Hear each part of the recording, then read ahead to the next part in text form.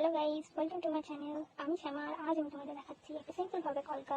তো তোমরা যারা কলকাটা খুব ভালো পারো না, এটা তাদের জন্য। আমিও খুব ভালো পারি না, আমিও টুকিটাকি শিখেছি।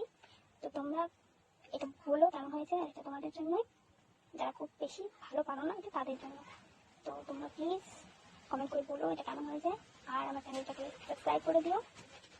সবাই ভালো থেকো আর প্লিজ।